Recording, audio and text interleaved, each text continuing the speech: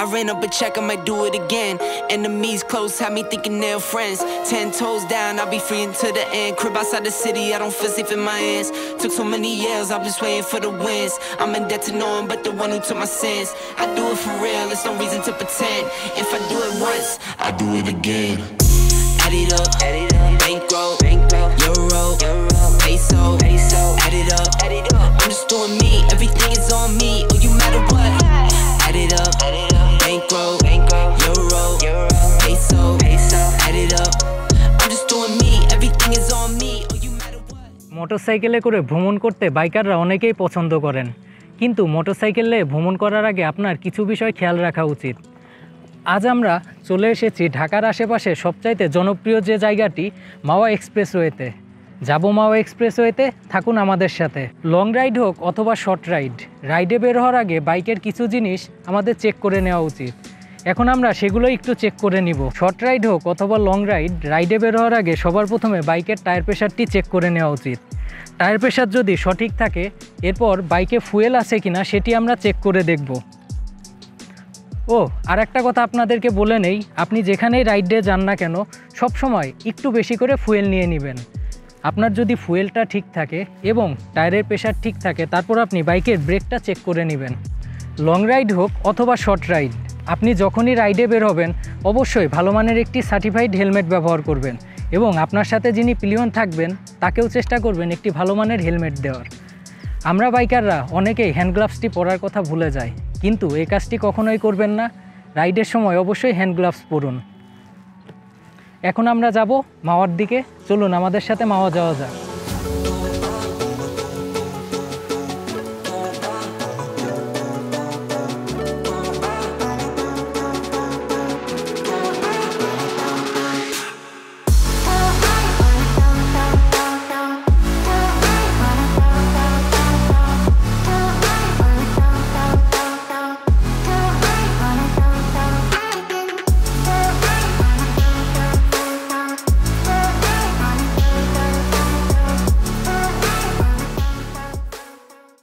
মাওয়া express highway, এটি বাংলাদেশের সবচাইতে সুন্দরতম রাস্তাগুলোর মধ্যে একটি।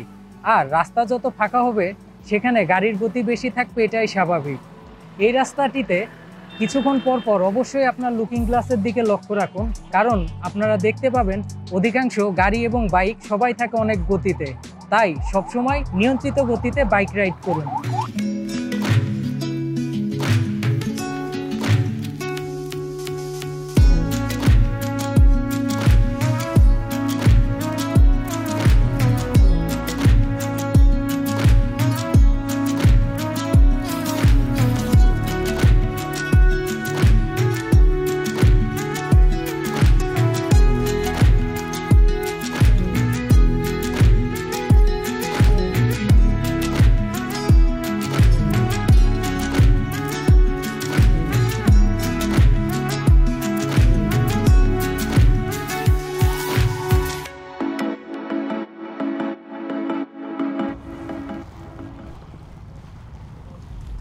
পদ্মা সেতুর এই অপরূপ সৌন্দর্য দেখতে দেখতে আমরা এখন চলে আসছি পুরাতন মাওয়া ফেরিঘাটে। আরেকটি কথা আপনাদের বলে রাখি, ঢাকার থেকে মাওয়া আসার পথে মাওয়া এক্সপ্রেসটি যেখানে শেষ হয় ওই জায়গায় রাস্তার অবস্থা খুব একটা ভালো না। রাস্তার উপর অনেক বালি পড়া থাকে, তাই যারা রাতের বেলা মাওয়া এক্সপ্রেস দিয়ে মাওয়া ঘাটের দিকে আসবেন তারা একটু স্পিডের দিকে লক্ষ্য রাখুন। আর হ্যাঁ, অবশ্যই ভালো মানের হেডলাইট লাগিয়ে তারপর আসুন। মাওয়া ঘাটে আসছি আর পদ্মার ইলিশ খাবো না সেটা তো হয় না। আমাদের এখনকার গন্তব্য মাওয়া ফেরিঘাট, যেখানে গিয়ে আমরা খাবো এবং ইলিশের দাম এবং অন্য সকল কিছুর মূল্য সম্পর্কে আপনাদের ধারণা দিব। আর একটা কথা আপনাদেরকে বলে রাখি, মাওয়াতে যারা ইলিশ খেতে যাবেন অবশ্যই অভিজ্ঞ কাউকে সাথে নিয়ে যাবেন, অন্যথায় আপনি কিছুটা ঠকতে পারেন। মাওয়াতে ইলিশ মাছ কেনার সময় অবশ্যই আগে কয়েকটি হোটেলে দামটি যাচাই বাছাই করে তারপর ইলিশ মাছ কিনুন। চলুন এবার তাহলে হোটেলের দিকে যাওয়া যাবে।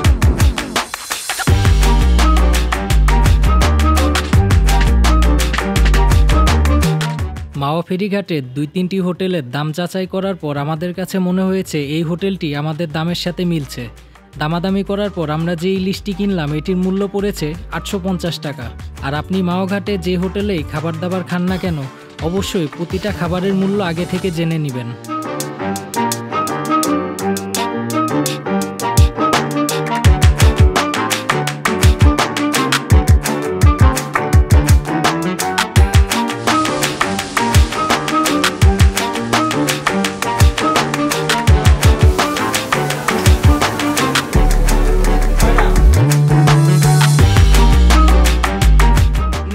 আইটেম আছে না?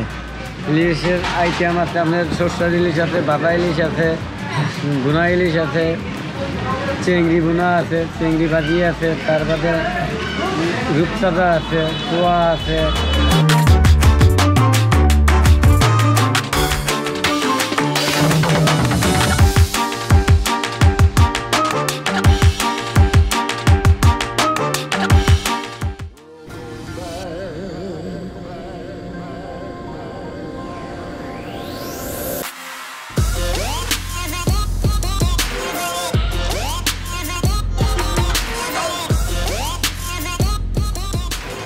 সারাদিন পর এখন অবশেষে রাত।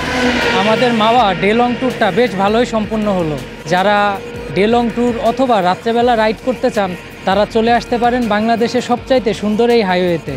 তবে হ্যাঁ, একটা কথা অবশ্যই খেয়াল রাখবেন, দিন হোক অথবা রাত, রাইডের সময় সবসময় বাইকের গতি আপনার নিয়ন্ত্রণে রাখুন।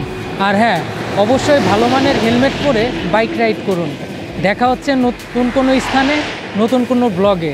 ততদিন ভালো থাকুন, সুস্থ থাকুন। ধন্যবাদ।